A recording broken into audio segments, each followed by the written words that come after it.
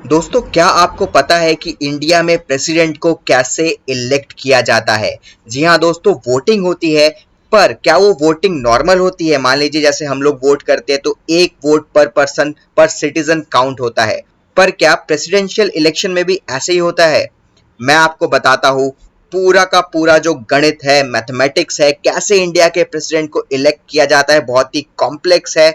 तो ये बहुत ही आसान भाषा में आज मैं आपको बताने वाला हूं। ये वीडियो एंड तक देखिए।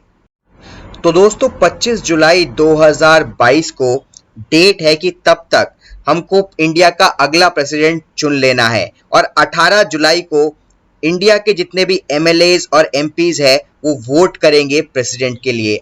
अब वोट का प्रोसीजर क्या होता है? तो दोस्तों, इंडिया के जो दोनों हाउसेस है, राज्यसभा और लोकसभा, दोनों में जितने भी एमपीज है वो वोट करते हैं। दोनों को मिला के लगभग 700 से ऊपर एमपीज है और हर एक स्टेट के जितने भी एमएलएज है वो भी वोट करते हैं। मान लीजिए दिल्ली के पास 70 एमएलए है तो 70 के 70 एमएलए वोट करेंगे। अब आपको ये लग रहा होगा कि ये गणित तो भाई बहुत सिंपल है कि मान लीजिए कि 543 लोकसभा के मेंबर है और 233 राज्यसभा के मेंबर है। दिल्ली के 70 एमएलए है, बाकी स्टेट के अपने अपने एमएलएज है। अगर सब मिला के वोट कर देते हैं, जिसको 50% से ज्यादा वोट मिलेगा जिस प्रेसिडेंशियल कैंडिडेट को, वो जीत जाएगा। पर इतना भी सिंपल गणित नहीं है। आइए चलते हैं, गणित समझते हैं। सबसे पहले दोस्तों फॉर्मूला समझ लेते हैं एक एमएलए वोट का। मान लीजिए दिल्ली के एक एमएलए है मनीष सिसोदिया, या बंगाल के एक एमएलए है, या उत्तर प्रदेश के एक एमएलए है। तो हम लोग समझ लेते हैं एक एमएलए का वोट कैसे काउंट होता है। जैसे आप देख सकते हैं value of an MLA vote, इसका फॉर्मूला होता है टोटल पॉपुलेशन। इसको थोड़ा साइड करते हैं। Total population of the state और union territory divided by total number of elected member of the legislative assembly into 1000। और दोस्तों ये जो पॉपुलेशन काउंट होता है ये 1971 के सेंसस, ये जो है 1971 के सेंसस के हिसाब से काउंट होता है।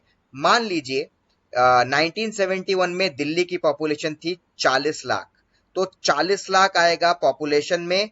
दिल्ली के टोटल नंबर ऑफ एमएलए है 70 इंटू 1000। तो इसके हिसाब से हर एक जो स्टेट है और यूनियन टेरिटरी है उनके एक एमएलए को कितना वोट मिलता है वो हम देख लेते हैं। आंध्र प्रदेश की बात करें तो आंध्र प्रदेश में 175 एमएलए है।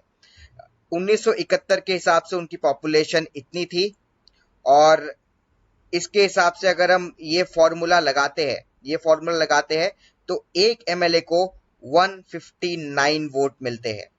एक एमएलए को 159 वोट मिलते हैं, उनकी वैल्यू 159 होती है। तो 159 इंटू 175 आता है 27,825। जी हाँ दोस्तों, अगर 100 आंध्र प्रदेश के 175 एमएलए एक ही प्रेसिडेंट के लिए वोट करते हैं तो उस प्रेसिडेंट को 27,825 वोट मिल जाएंगे। उम्मीद करता हूं आपको समझ में आया होगा। एक और बार देखते हैं। असम में टोटल एमएलए है 126। आसाम की पॉपुलेशन 1971 में थी इतनी जो दिखा रहा है ये, ठीक है, 1,46,25,152। ठीक है, तो अगर हम 1,46,00,000 को डिवाइडेड बाय 126 इंटू 1000 करते हैं तो निकलता है 116। तो यानी एक एमएलए की वैल्यू 116 है। एक एमएलए अगर वोट करता है तो 116 वोट काउंट होंगे। जी हाँ दोस्तों, तो टोटल वोट स्टेट के कितने हो गए? 126 एमएलए इंटू पर एमएलए का जो वैल्यू है 126 इंटू 116 निकलता है 14,616। ऐसे ही हर स्टेट का वोट ऐसे ही काउंट होता है। जैसे दिल्ली का है, दिल्ली का 70, मैंने बोला अगर 40 लाख होते हैं दिल्ली का पॉपुलेशन 1971 में, और 70 एमएलए के हिसाब से दिल्ली का पर एमएलए का वोट वैल्यू होता है 58, यानी 4007 वोट है दिल्ली के पास। इसके बाद गुजरात, वेस्ट बंगाल में अगर देख लेते हैं तो एक एमएलए का वोट वैल्यू है 151। सबसे ज्यादा उत्तर प्रदेश के एमएलए के पास वोट वैल्यू है, उनके पास 208 का वोट वैल्यू है। ठीक है, बंगाल के पास 151 151 पर एमएलए, महाराष्ट्र के पर एमएलए के पास 175, झारखंड के पर एमएलए के पास 176, बिहार के पर एमएलए के पास 173। ये सब पॉपुलेशन के हिसाब से होता है, ठीक है। पॉपुलेशन प्लस आपका कितने एमएलए है आपके स्टेट में, उस हिसाब से होता है। सबसे कम मेरे ख्याल से है, अभी तक मेरे को दिख रहा है सबसे कम 7 सिक्किम।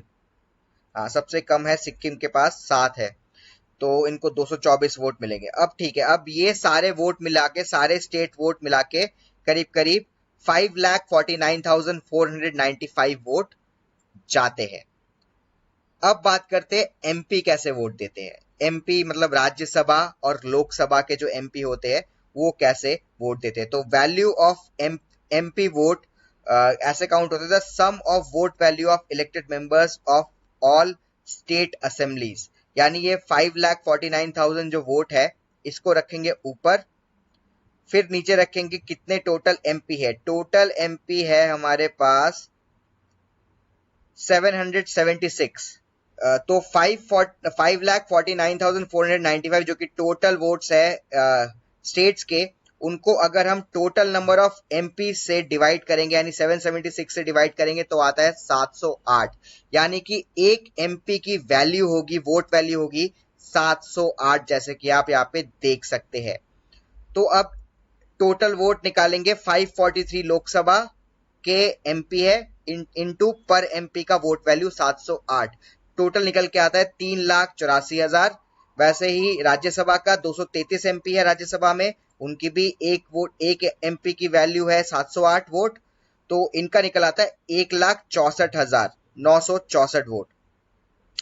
तो हमारे हाउसेस लोकसभा राज्यसभा में टोटल वोट है 5,49,408 और स्टेट असेंबली का जैसे आया मैं समझाया 5,49,495।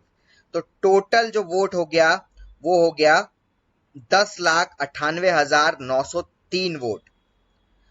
अब दोस्तों ये तो वोट हो गया, ये बैलेट के थ्रू हर एक एमपी या एमएलए वोट करता है, ठीक है। अब मान लीजिए कि 4 प्रेसिडेंशियल कैंडिडेट खड़े हुए हैं, X A B C D, ठीक है।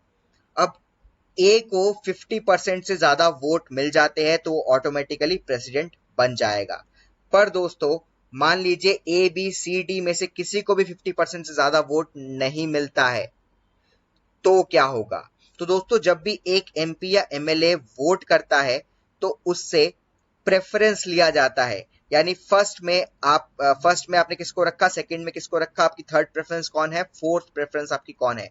मान लीजिए एक एमपी, मान लीजिए मनीष सिसोदिया ही है, उन्होंने, एक एमएलए है मनीष सिसोदिया दिल्ली के एमएलए, तो उन्होंने मान लीजिए प्रेफरेंस के हिसाब से नंबर 1 पे रखा बी, उसके बाद सी, उसके बाद ए, उसके बाद डी, ठीक है।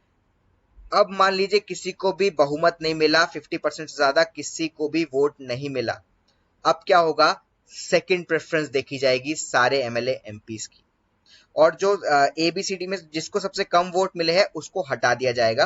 फिर सेकंड प्रेफरेंस देखी जाएगी, सेकंड प्रेफरेंस के साथ फर्स्ट प्रेफरेंस को मिलाया जाएगा और दोनों को मिला के जिसके पास 50% से ज्यादा वोट है वो इंडिया का प्रेसिडेंट बनेगा।